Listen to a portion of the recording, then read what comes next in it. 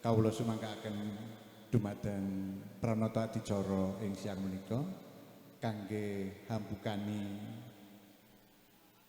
adicara dhauping Sri Penganten. Sumangga Ndun.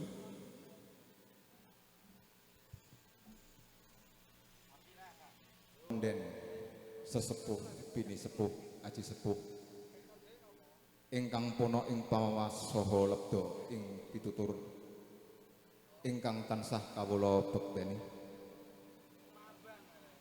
pangabekti kula mugi kunjuk dumateng para tokoh agami, para alim ulama, para ustad, para kiai ingkang rinten pantara ratri tansah maneges werdining pustaka suci panuntuning jalma utama.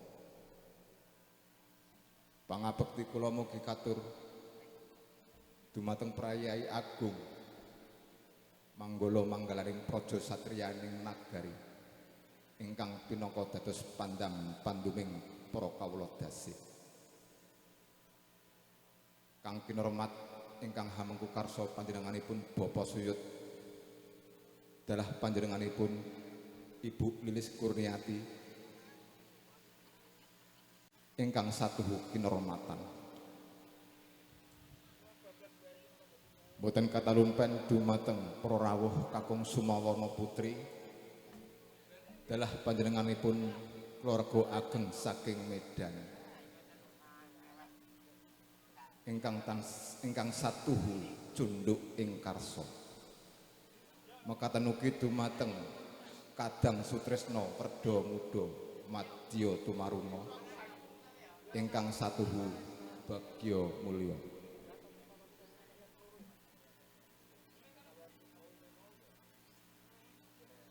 Nuwun tuhu linepatna ing deduka tinebehna saking saliring sesendu miyam panyendu kepareng marak ngabiyantara dalempun Agus Handaya utawi Yaya pinurih dawuh timbalan kang kinurmat panjenenganipun Bapak Suyut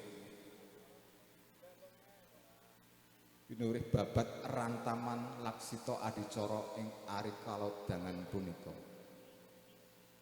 Dene rantaman adicara ingkang badhe lumadi nyuwun injih ingkang badhe kawiyos mekaten. Pambuka kinarya laksita adicara ingkang urut setunggal. Penganten putri kalenggahaken kapratilan laksita adicara ingkang urut kalih. Penganten kakung rawuh hangrenggani laksita adicara ingkang urut 3. Pasar penganten kakung dawuh wonten adicara ing urut sekawan atur panampi dumawah laksita adicara ingkang urut gangsal lumadining adat panggih kapratilan laksita adicara ingkang urut 6 atur pambagya wijeng basuki ngrenggani laksita adicara ingkang urut 7 dene penutup utawi doa mujudaken laksita adicara ingkang pungkasan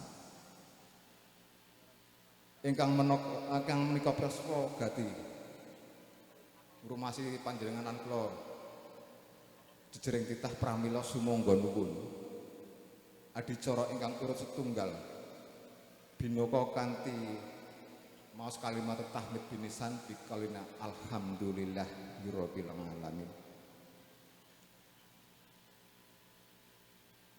Ngancik adicara ingkang urut kalih nggih punika penganten putri kalenggahaken ingkang menika prastawa gati dumateng Ibu Juru Somboga kaaturaken kanthi kinurmatan sumangga.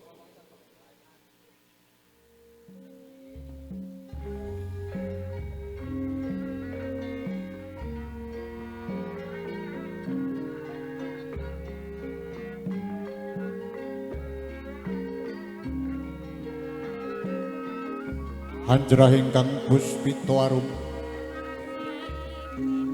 kasiliring samirana mre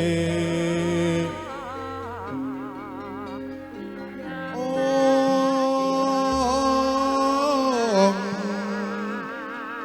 sekan gadung kungas kandanyo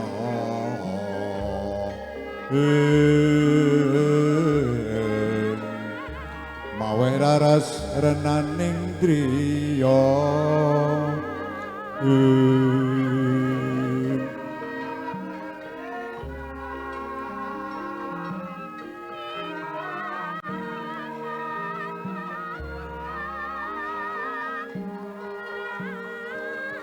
Pinarung swaraning pradangga munyuhang rangin gending ketawang suba kastawa ana gandha arum katuping samirana manda hangambar ngebeki sajroning bali pahargyan Nuryana teja hanguwung mawa praba tuhu murika tejane Sri Atmaja penganten putri ingkang mijil saking Tepaswangi yo bali mayang arum binayang karimian manjing sasana wiwaha nedya humarak sowan wonten ngarasanipun ingkang kinurmatan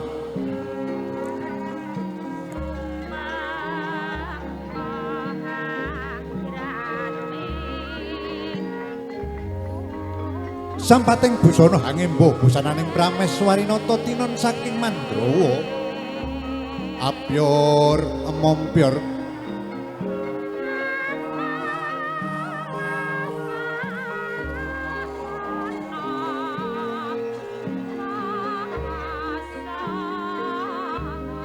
sampating busana ngimba busananing Prameswarinata tinon saking Mandrawa apyor mompyor pating kalebyar pating kalorot katepuing samsarating surya kang hanelai lamun to Cinandra ical sipating janma sawantah panyayah Bathari Swarga Loyaka ingkang tumurun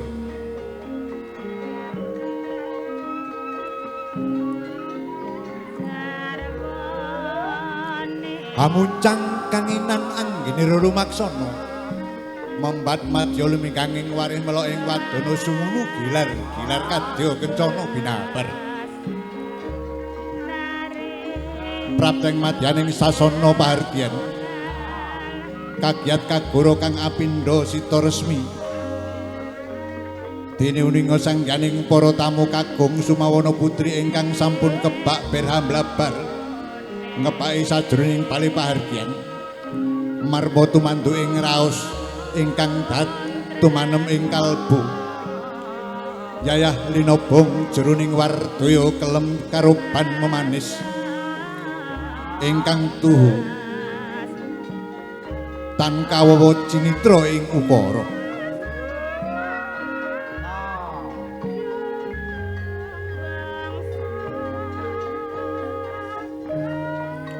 lontonan tindaira penganten putri tumuju ing sasana rinengga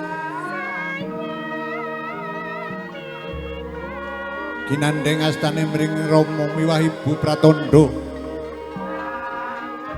penganten putri boten badhe kategakaken anggenipun badhe lumebet wonten ing madyaning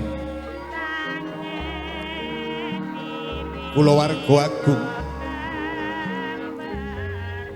Lahta Samana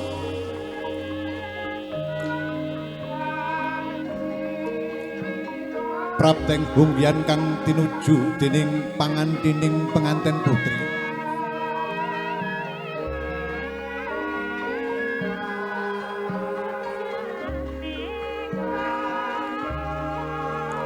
mustikaning pahargyan gya kinanti kalenggahaken ing sasana winajan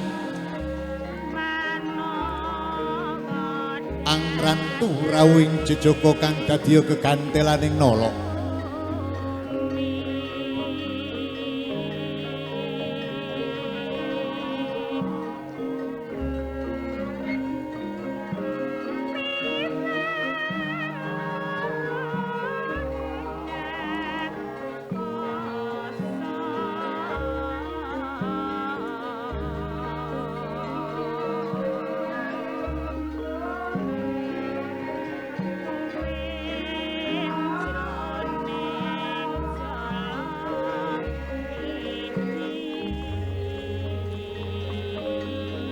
samono lengkanyo penganten putri Kawistara Hanggarjita Hanggono Raras sinambi ngrantu laksitaning adicara kang wis rinantam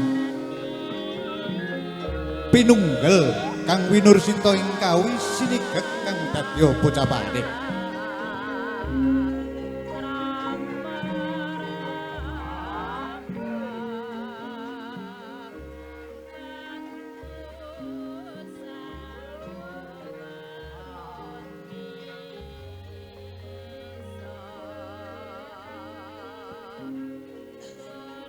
Hangrengganing laksita adicara ingkang urut 3 ingkang menika dumateng kang pinurmat panjenenganipun Ibu Juru Sumbaga hangrawuhaken Sri Pinanganten Kakung saklebeting sasana dampar Gading Denta sumangga.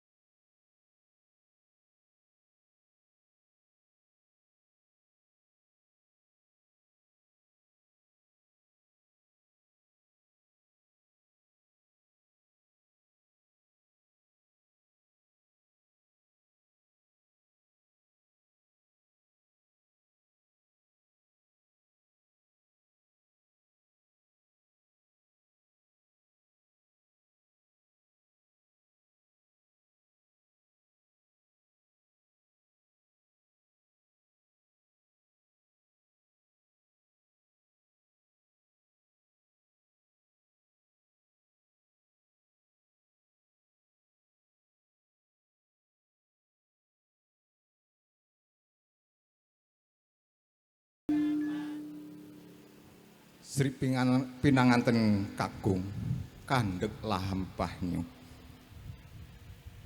ingkang menika prastawa gati badhe dipun pasrahaken dumateng keluarga ageng saking Sri pinanganten Putri Pramila. Kawula aturaken dumateng panjenenganipun Bapa Maryono wekdal saha papan kawula sumanggaaken.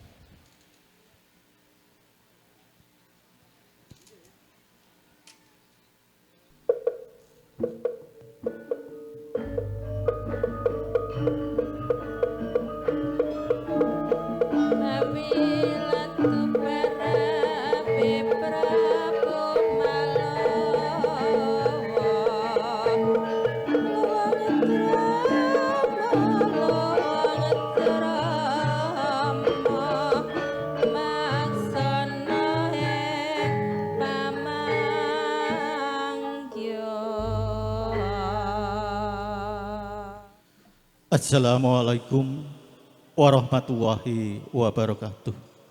Salam sugeng dumateng sedaya kadang ingkang minulya. Kunjuk dumateng para sepuh, para ingkang dahat kinurmatan.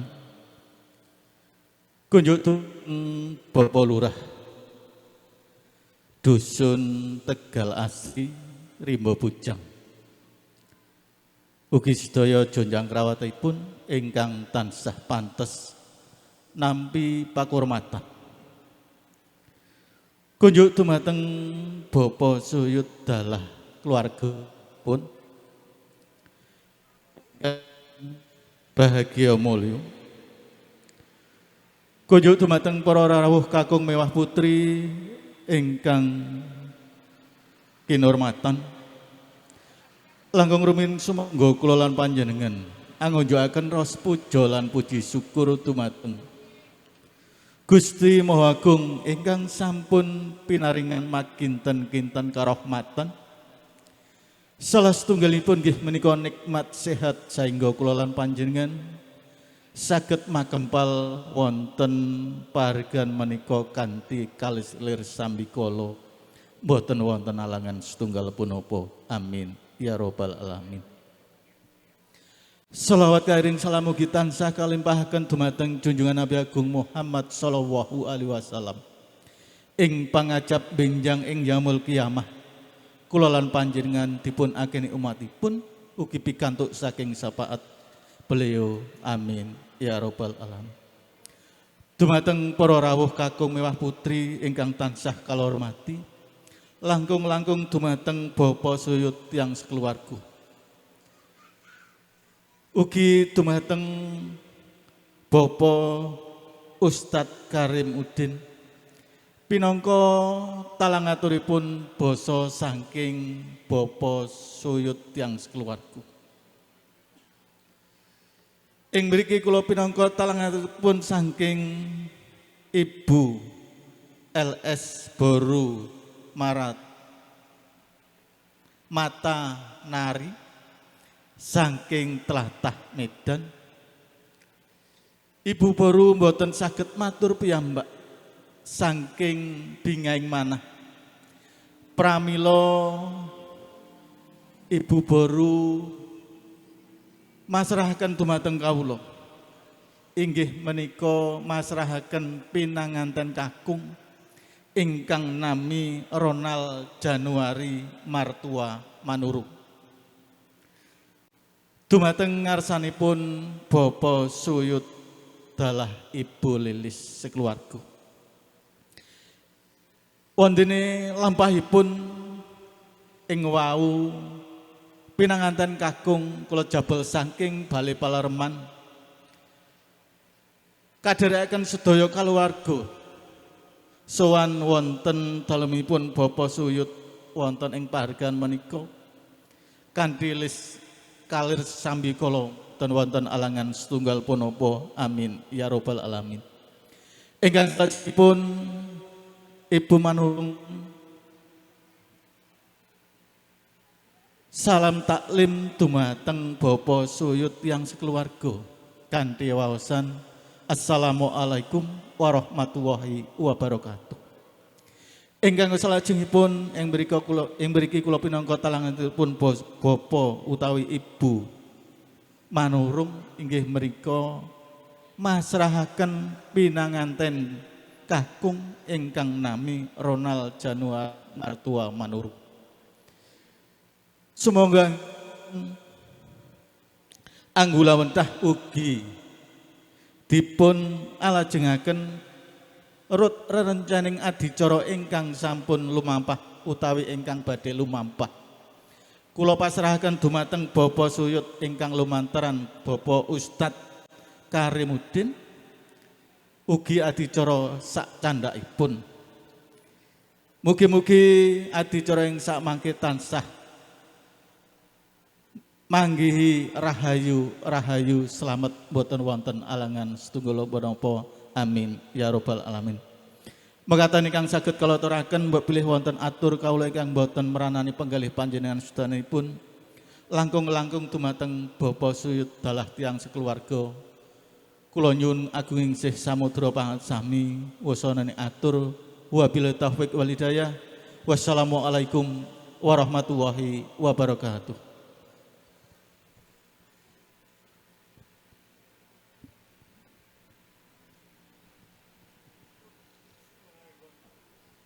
Ngancik adicara ingkang salajengipun nyuwun injih atur panampi ingkang badhe dipun asta dening panjenenganipun Bapak Ustadz Karimudin.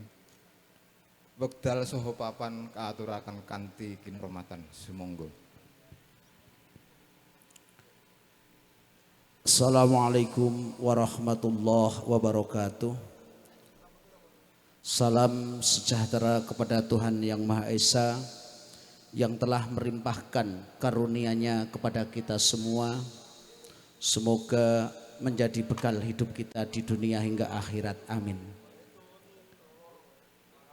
Kunjuk dumateng para sesepuh, pini sepuh, aji sepuh Desa Tegal Asri ingkang situ kanurmatan lan dumateng Sohibul Hajah, Sohibul Bed, Bapak Suyut saha Ibu ingkang tansah kala hormati, lan dumateng keluargi ageng saking tlatah Medan inggih menika Ibu Boru Matanari beserta rombongan yang kami hormati. Lan dumateng sedaya para rawuh bapak saha ibu ingkang minulya.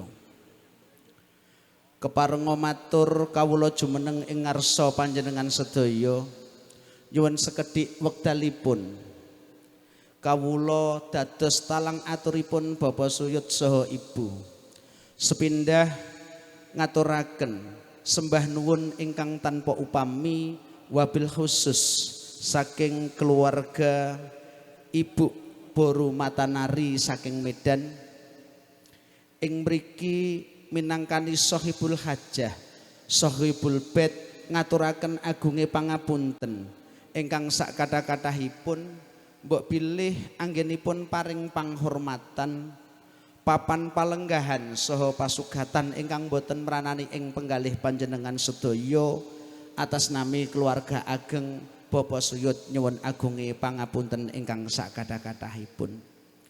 Dumateng para rawuh sedaya ingkang minulya, kala wau sampun kaaturaken saking talang atripun Ibu Boru Matanari saperlu masrahaken putranipun ingkang asma Ronald Januari Martua Manurung supados ing mriki dipun gula wentah nglajengaken adicara ingkang sampun kelampah lan ingkang dereng sampun kelampah. Kawula minangkani talang aturipun Bapak Suyut saha Ibu kanthi bombonge manah senenge ati kanthi waosan bismillah lari punika kula tampi kanthi bingah Bapak. Semanten ugi nyuwun dumateng keluarga ageng Ibu Boru Matanari supados saged nderek lan nyaksekaken napa ingkang dados hajatipun Bapak Suyut ing mriki mestinipun kathah perbedaan adat istiadat antara tiang Jawi kalih tiang Medan. Ananging perbedaan menika boten ateges bedakaken kula lan panjenengan sedaya keranten perbedaan menika bilih dipun setunggalaken kanthi niat ikhlas lan sae insyaallah dados persatuan yang manfaat barokah amin Allahumma amin. Ingkang angka terakhir saking kawula pribadi mbok bilih wonten kaduk duka kirang totonipun kawula matur ing ngarsa panjenengan sedaya wonten lepat lan kathah lentunipun nyuwun agunge pangapunten. Akhiru qouli wassalamualaikum warahmatullahi wabarakatuh.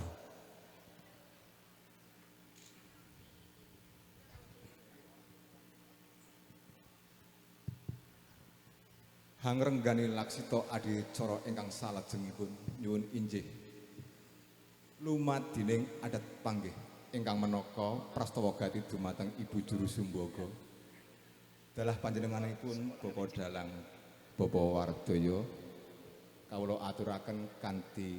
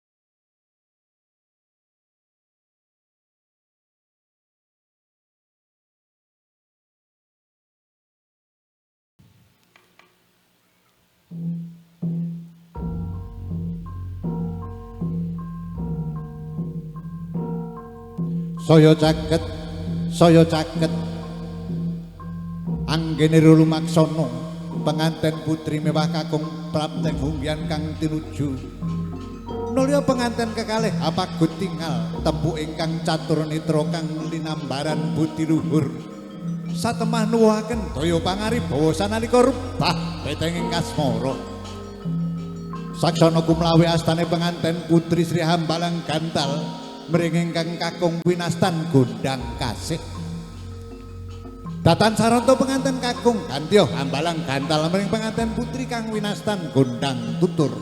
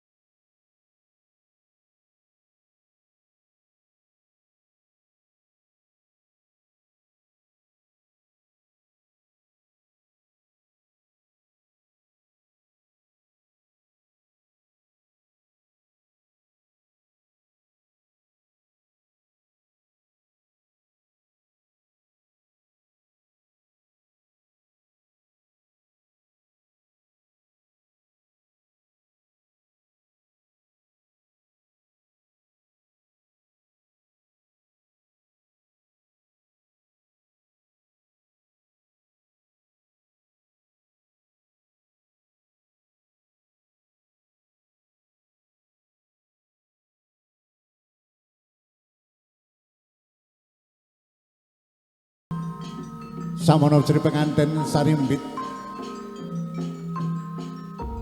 sampun paripurna angge nindakaken adicara panggih. Samono Sri penganten sarimbit wis jumeneng jejer sumandik kanthi kekanten asta kaya-kaya ora kersa genggang sanadyan mung sarikmu kewala sarwi gumebyar sami sinengeban sindur dening ingkang Yayah Rena sung pramalaminta bebrayaning ingkang putra sarimbit tansah tinuntun pinayungan ing budi rahayu wani marang bebener wedi marang kanistan. Penganten sarimbit Gya Kasta wonten ing sasana rinengga nenggih ing sasana pinajang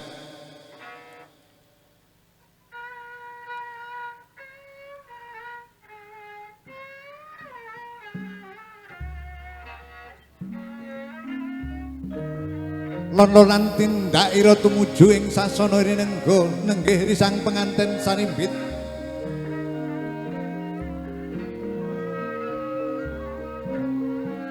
ingkang yayah arina tansah hanganti ing tindak lampahipun penganten sarimbit paring pralambita lamunta angin nyong gebyur ing salebeting bebrayan agung amung tansah kakanthi ingkang rama dalah ingkang ibu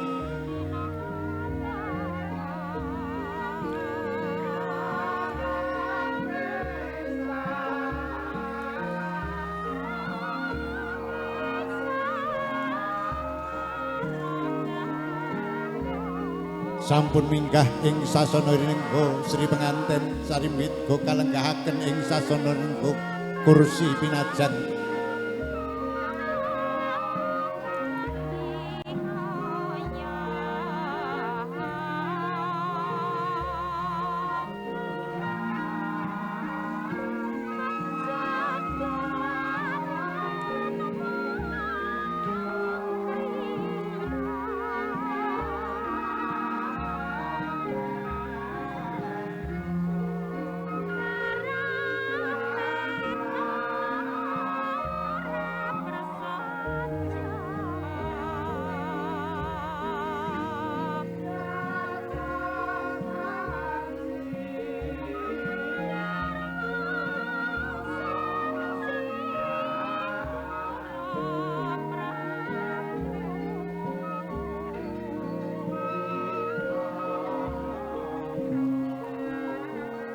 lahto samono penganten sarimbit nedya kalenggahaken ing dampar denta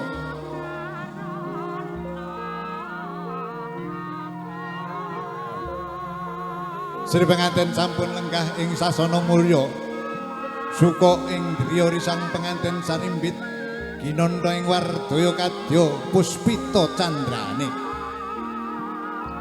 pinunggel kang winursita kasigek kang dadi pocapane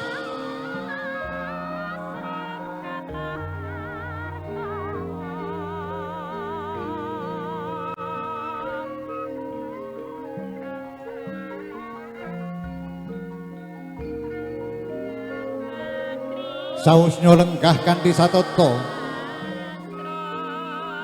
penganten sarimbit ya ngambotenaken adicara kacar kucur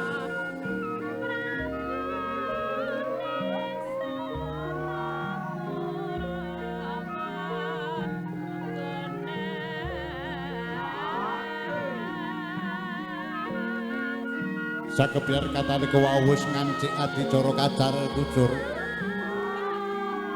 lahto samono penganten kakung gya jumeneng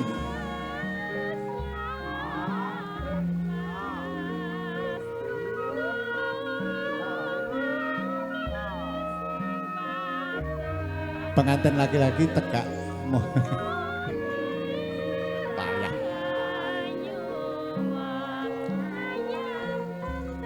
samono penganten kakung gya jumeneng asta tilam lampus kang isi woh kapurata Jawa kenthos pololi wija sekar manca warna miwah arta receh kasuntak ing pangkon ingkang garwa katadan tampil kanthi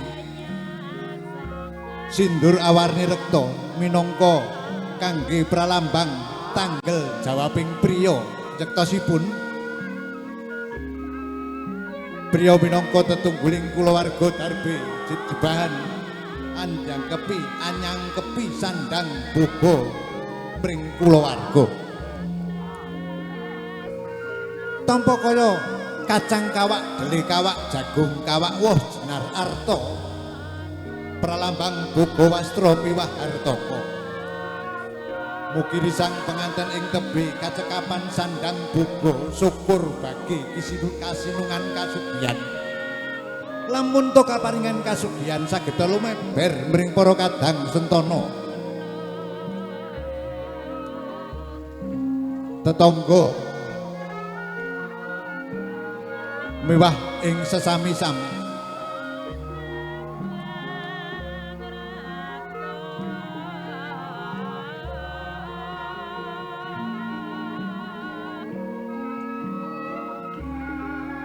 kanthi bingahing manah anggenyo nindakaken prastawa kacar kucur kawuryan sang pengantin putri anggenyo sampun nampi tampa kaya laju katitipaken dumateng ingkang kapitados rumeksa kawigdadanipun tan tampa kaya nunenggih ingkang ibu.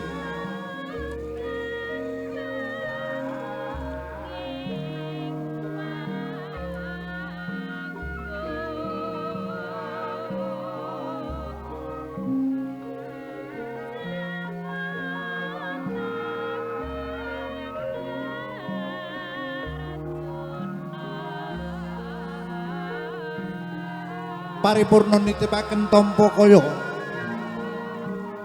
penganten sarimbit wangsul ing sasana sakawit nenggih ing sasana rinenggo.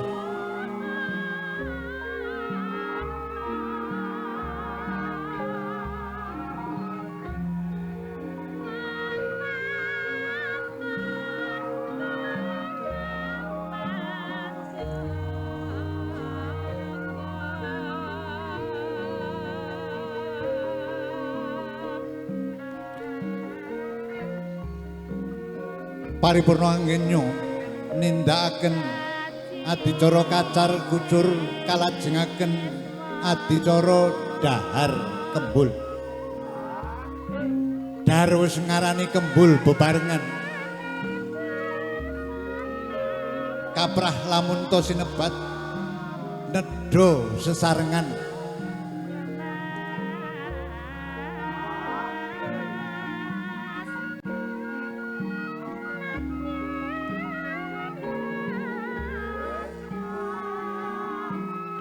Kembul dahar minangka pralambang lamun katresnanipun penganten putri lan kakung sampun manggih sampun jumbuh wonten ing siang punika kawujudaken katresnanipun penganten kakung lan putri kanthi dahar dulang-dulangan. Penganten kakung dulang ingkang putri, penganten putri dulang ingkang kakung mratandani menika katresnan tuhu ingkang ginambaraken ing siang punika.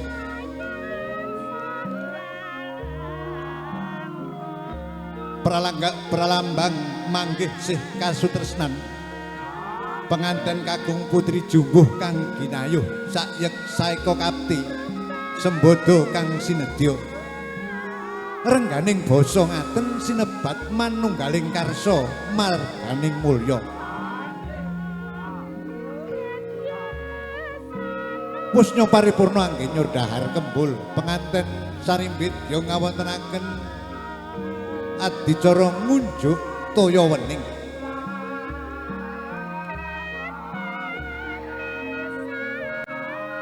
Dadya pratandha kalamun sedya tumindak miwah muna lan muni. Penganten sarimbit badhe kapanggalih kanthi weninging nala kaya banyu wening kang diombe satemah amung rahayu kang tinemu kados unen-unen ajining diri saka kedaling lati ajining raga saka busana ajining awak amung saka tumindak.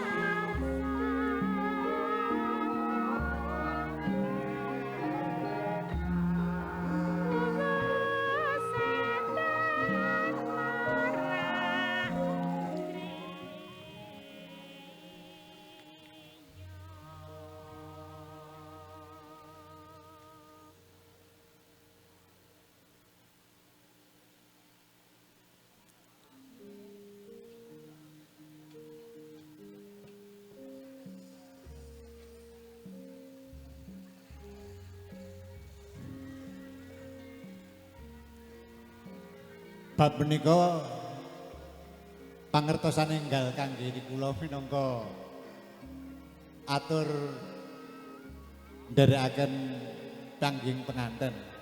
Mbun sewu, beda desa mawa cara nika kados ngaten.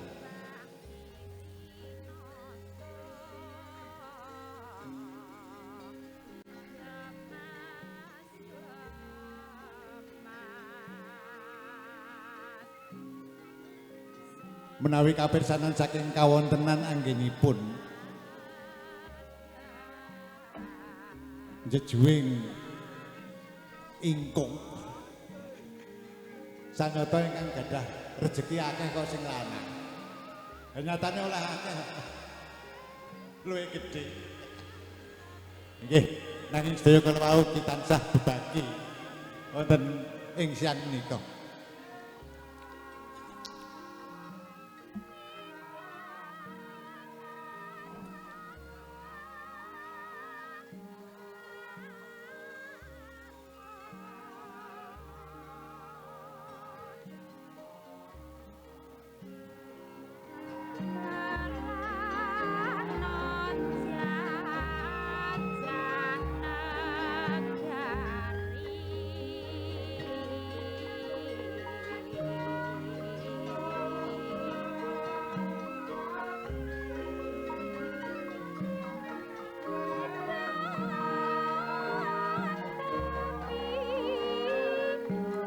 Usnya ngawontenaken adicara kerobongan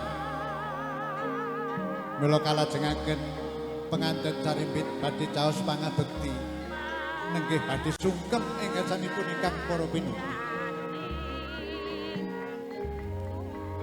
Om wilahing angawi dina Mas Purnomo Sidap kawistara penganten kakung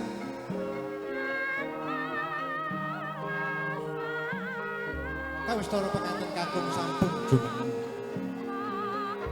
arsa jengkar saking kursi nganti ingkang garwa lumarap ngabiyantara marang para pinundi esning kalih hamung sumedya sumungkem anguswa pepataning Rama Dalah Ibu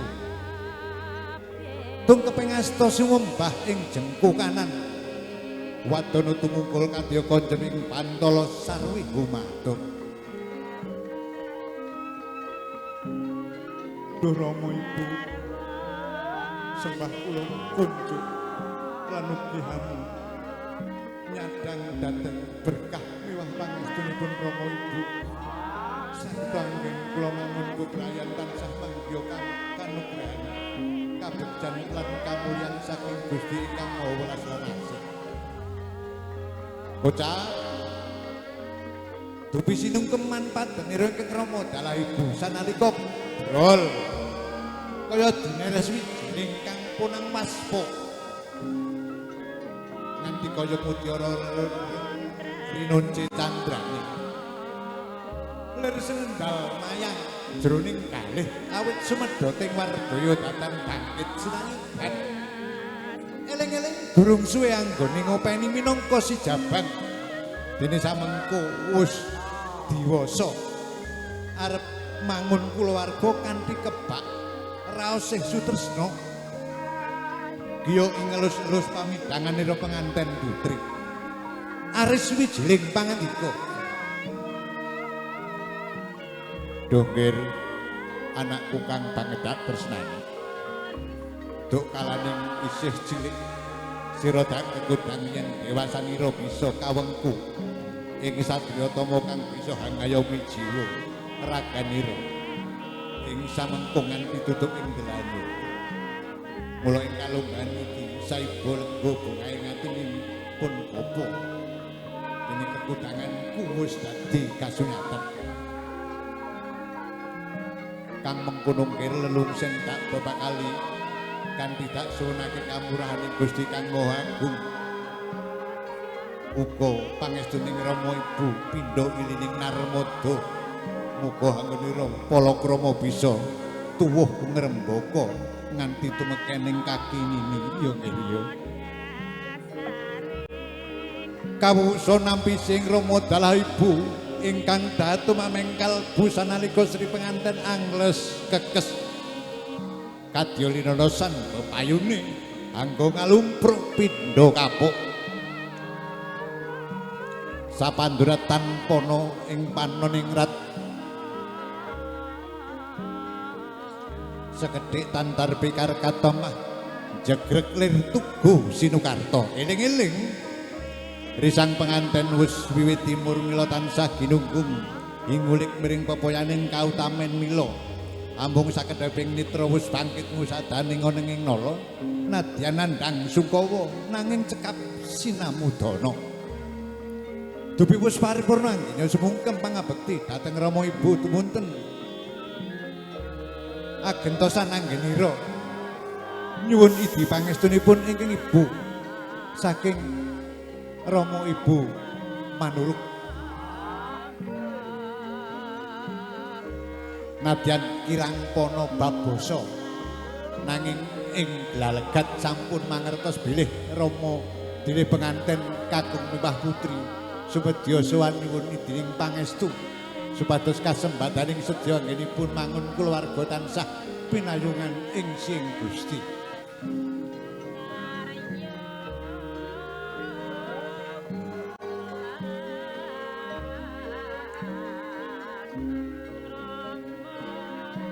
Tumuli agentosan nyuwun pangestu penganten putri nyuwun pangestu mriki Rama apa manurung lan mekaten ugi penganten kang dumateng Ibu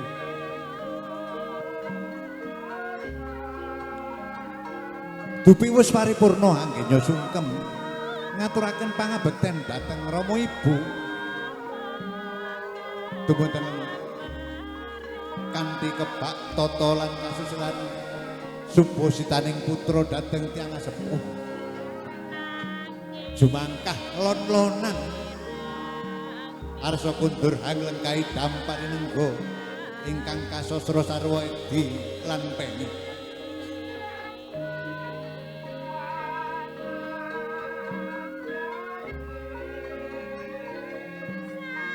lata mangkono pinunggel ing kawisigeg kang dadi caritane adicara candhaipun tumuten kula aturaken dhateng sedherek pranata adicara sumangga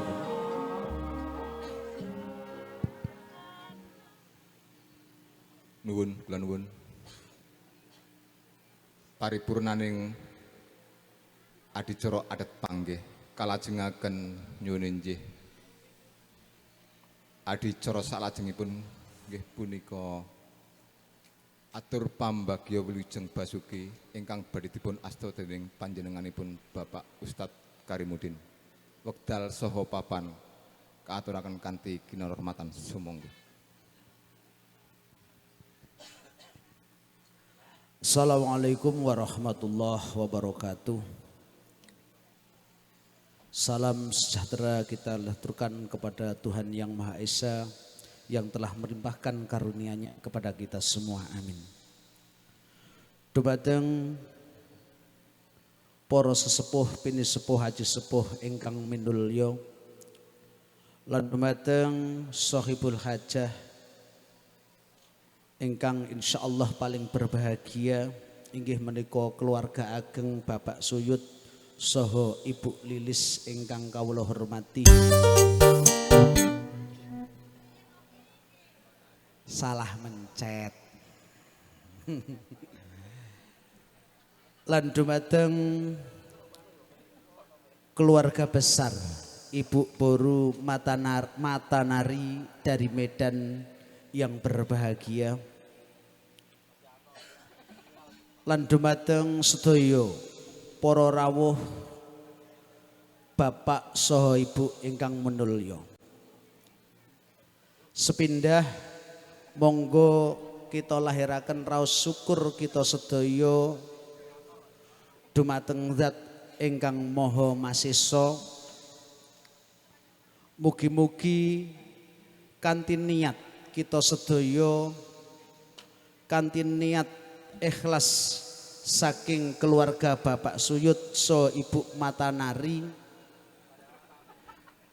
dalam rangka atau bertujuan menyambung tali kekeluargaan dari Kabupaten Tebo hingga Kota Medan. Saya yakin dengan niat yang tulus pasti akan mendapatkan berkat dari Tuhan Yang Maha Kuasa. Amin. Selanjutnya ngapunten pakai bahasa Indonesia biar bisa paham nggih.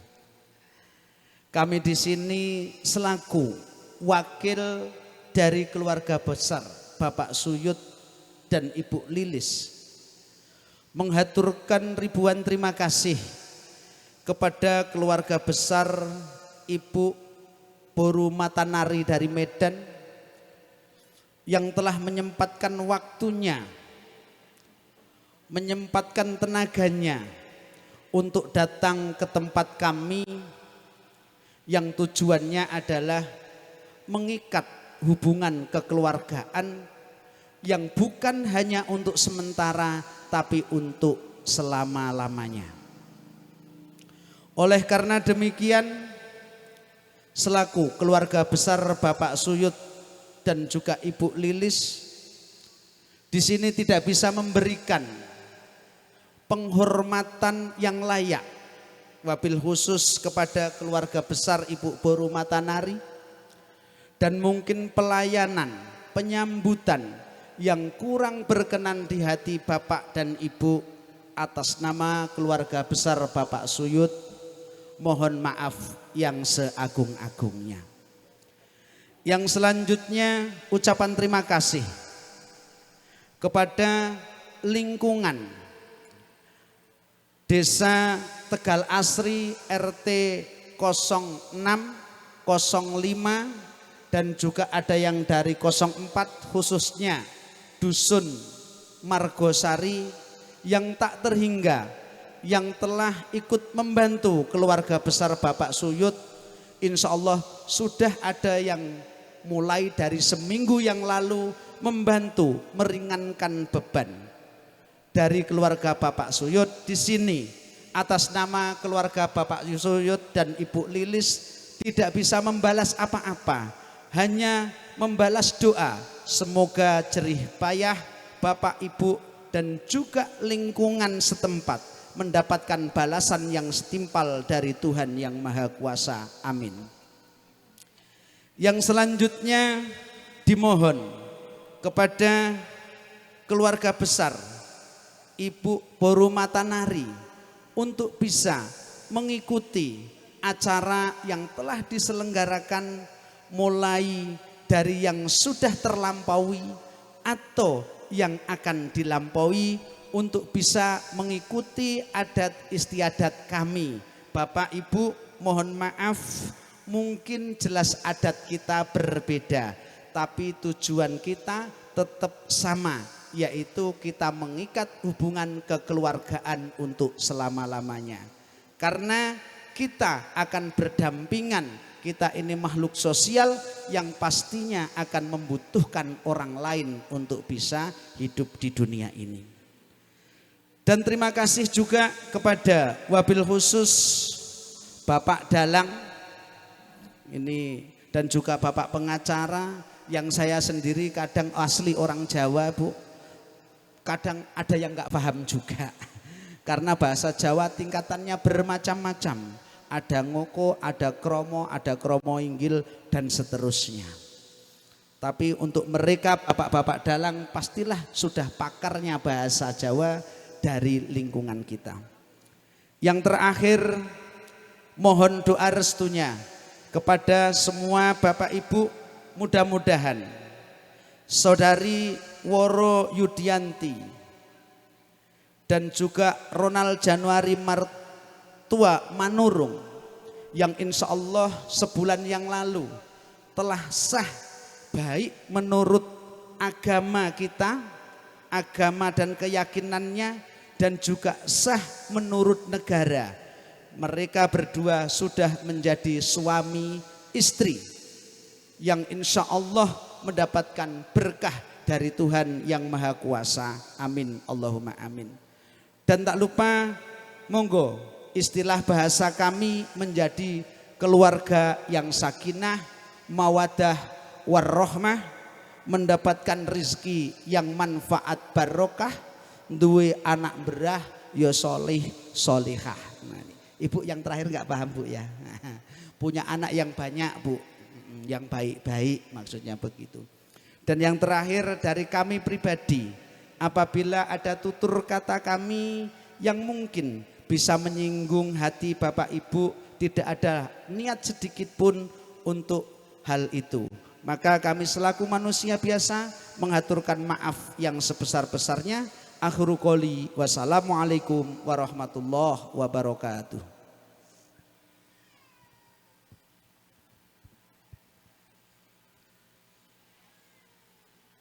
Jelas terwaca cetha atur pangandika saking panjenenganipun Bapak Ustadz Karimudin selaku wakil tuan rumah saking panjenenganipun Bapak Suyut. Adicara ingkang salajengipun nggih punika rumentahing barokah donga ingkang menika prastawa gati dumateng panjenenganipun Bapak Pendeta Saryanto. Kawula aturi supados saged mimpin barokah donga punika. Ingkang salajengipun nggih menika panutup. Kawula jangkep kemawon sakmangke sasampunipun barokah donga sampun paripurna minangka kawula panata cara teng mriki mbok bilih wonten klenta-klentinipun atur sikap ingkang kirang sopan lan santun kawula pribadi nyuwun agunge pangapunten ingkang sakatah-katahipun saking kawula kula akhiri wabillahi taufik wal hidayah. Wassalamualaikum warahmatullahi wabarakatuh. Bapak Ibu yang dikasihi Tuhan, kita akan mengakhiri acara temu nganten pada saat ini dan melanjutkan acara selanjutnya. Kita akan masuk dalam doa dan saya akan memimpin dalam doa menurut iman percaya Kristiani. Ibu Bapak yang menganut iman percaya Muslim, silahkan berdoa menurut kepercayaan masing-masing. Kita berdoa. Sungguh besar kasih-Mu kepada kami Bapa, atas setiap pertolongan berkat yang melimpah atas hidup kami, bahkan apa yang dapat kami lakukan sampai hari ini Engkau masih menolong. Bapak, kami bersyukur untuk setiap hal baik yang Tuhan berikan dalam setiap kehidupan kami pribadi lepas pribadi, secara khusus keluarga Bapak Suyut pada hari ini dapat melaksanakan setiap hal yang dirancangkan, secara khusus resepsi atas pernikahan putra-putrinya Saudara Ronald dan Woro yang telah terlaksana pada tanggal 4 Oktober yang lalu, dan hari ini kami bersama bersuka cita dapat berkumpul di tempat ini. Bapa di surga, kami menyerahkan setiap rangkaian acara demi acara pada hari ini hanya ke dalam tangan kuasa-Mu. Biarlah kiranya semua yang ambil bagian dalam acara ini kami lakukan dengan penuh sukacita dan tanggung jawab sehingga kami sama-sama diberkati. Bahkan kami berdoa untuk keluarga Manurung, bahkan keluarga Bapak Suyut, ke dalam tangan kuasa-Mu kami serahkan. Biarlah kiranya perjumpaan yang ada ini mempererat dan memperkokoh keimanan kami masing-masing. Dan biarlah kiranya Saudara Ronald dan Woro dapat menjalani setiap janji pernikahannya sampai maut yang memisahkan. Tuhan yang akan terus memberkati keluarga ini dan jadikan mereka berkat dimanapun Tuhan tempatkan. Kalau Tuhan percayakan ada jiwa-jiwa yang Tuhan hadirkan dalam rumah tangganya, biarlah kiranya menjadi jiwa-jiwa yang takut akan Tuhan. Dan kami menyerahkan Tuhan, biarlah kiranya keluarga ini akan terus Tuhan pakai melalui profesi dan talentanya. Kami menyerahkan Tuhan untuk acara resepsi sampai akhirnya nanti. Biarlah kiranya Tuhan berikan cuaca yang terang sehingga setiap para pihak yang diundang dapat sama-sama hadir dan merayakan dan bersuka cita bersama. Bahkan kami semua yang sudah ambil bagian di dalamnya, kami terus dapat bersuka cita bersama. Kami menyerahkan semuanya dalam tangan kuasa-Mu Tuhan. Kalau dalam segala rangkaian acara ada hal yang kurang berkenan di hadapan-Mu, kami mohon ya Tuhan. Dan biarlah kiranya setiap hal yang kami lakukan dikenan oleh Tuhan. Ini Tuhan seruan permohonan kami, hanya kami serahkan di dalam nama Tuhan kami Yesus Kristus. Kami berdoa. Amin.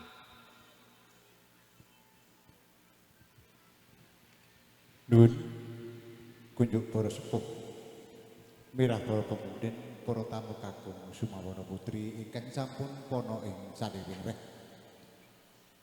Kula kinten cekap semanten anggen kula ngrumpaka janturan kagem jejering pengantin ingkang nembe kawiwaha wiwit lekas dumugi ning pungkas.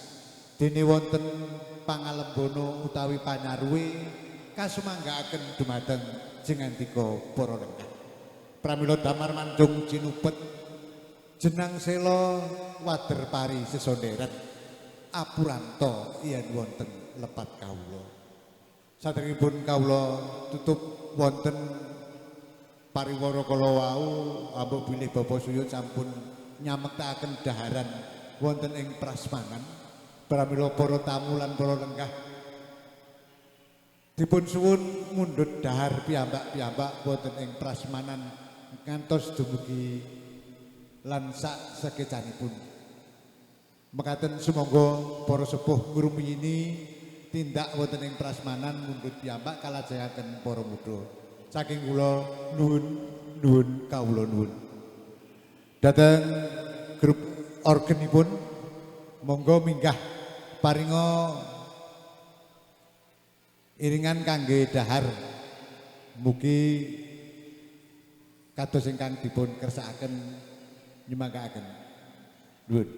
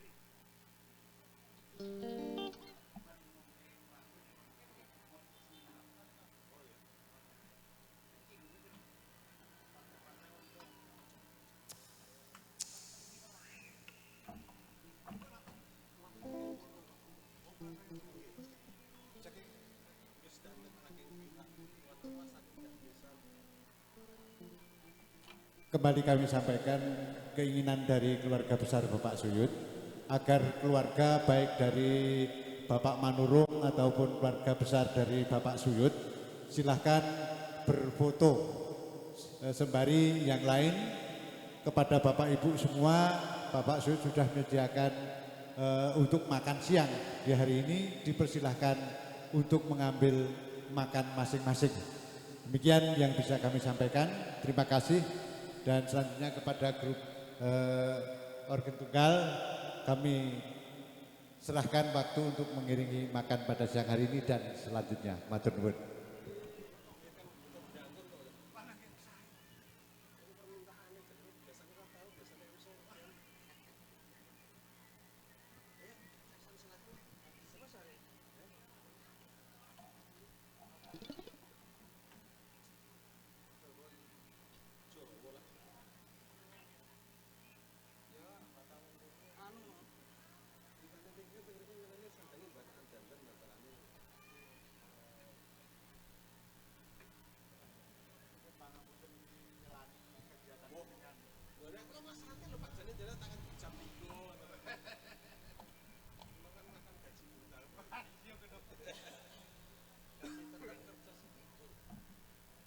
Cek zone low. Amit sewu Mas iki. Bolo wit 8. Sampeyan ra kenal. Mas itu. Nuwun sewu katur sagung para tamu ingkang sampun pinarak lenggah wonten ing sasana Pandhapi Agung. Paripurnanipun adicara pasrah saha tinampi sirat maja risang penganten sampun paripurna, ugi panyandranipun penganten sampun paripurna saking panjenenganipun kidalang kondang saking tlatah pundi nuwun sewu Pak? Pamenang, alhamdulillah. Sebelumnya saya mohon maaf, tetap kami berkolaborasi, tidak monoton untuk pribadi saya sebagai sarana hiburan dengan bahasa Jawa, karena dari keluarga besar tuan rumah ada yang dari Medan, bahkan banyak, bahkan ada Jawa, ada Jambi, ada Tebu, ada Minang. Namun kita tetap satu jua dengan berkibarnya bendera merah putih Bhinneka Tunggal Ika. Ini pun junjungan Nabi Agung Muhammad sallallahu alaihi wasallam ingkang tansah tinenggo syafaatipun wonten ing yaumil kiamah semangga amin.